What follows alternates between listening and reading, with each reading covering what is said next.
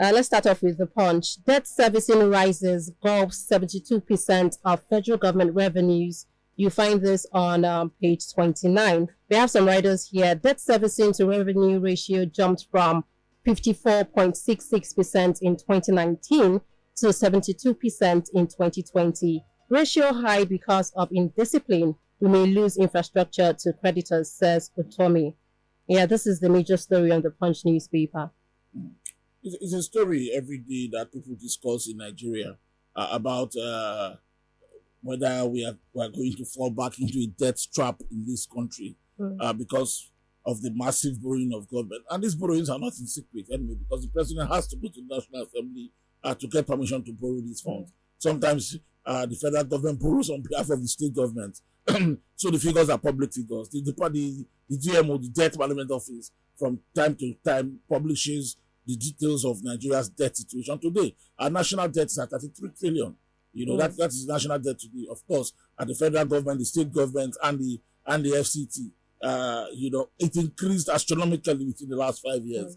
And this government has made its intention clear that to fund infrastructure, we have to borrow. In the presidency, there's an office called the Presidency Infrastructure Development Unit. In that unit, they have special projects that the government is executing, and most of the funds to do that is borrowing. Amechi, the Minister of Transport, is on nationwide development of rail infrastructure. Almost all the funds to develop this rail project are being borrowed. So there's a fear that perhaps the nation is going to go back into a debt trap. Because the most important thing about debt is that if you don't pay back, if you don't service it, you're already in trouble. You know, and the way it is, revenues have really dipped in the last couple of years.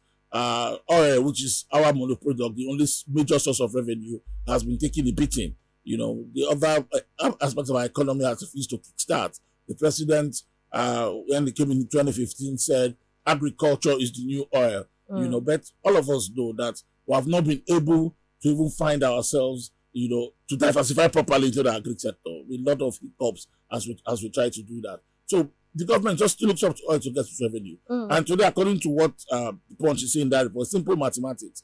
If you earn, for instance, in 2020, the government earned 3.2 trillion naira as revenues and spent 2.3 trillion on debt servicing, on paying back the debt and managing its loans that it borrowed. That is a whopping 72% of your income, of your revenue to service debt alone. What is left? So most revenues are going into debt service. That's it, 72% in 2020 alone. And these figures are not cooked up. There's figures released by the DMO. You know, that's why people like Patutomi thinks that bad management, indiscipline in public finance is going to lead us back into the national debt trap. You know, and it's hard to be optimistic about the situation, really, because it appears like there's no other way. This 2 weeks ago, the National Assembly approved for President Buhari to borrow $6.5 billion. You know, 2.3 trillion. And it's borrowing galore. The entire 2022 budget is likely going to be funded on borrowings. You know, and then when you borrow, you pay back. You know, you have international creditors, you even have domestic creditors, the banks. They take from source. You know, they have money to service the debt you have. So a national debt trap maybe. You know, and every time we hear about this debt, I remember our President Obasanjo in his very early days in his presidency went around the world to seek debt relief for this country. No, it's hard work. You know, and most creditors don't even like to forgive debt. The Bretton Woods institutions, IMF, World Bank, they don't. You pay back.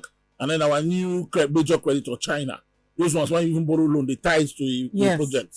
You know, in this report, Professor Tomei is saying that one day we'll wake up and the entire Papa belongs to China. All right, we have to go on a commercial break now and we'll be right back.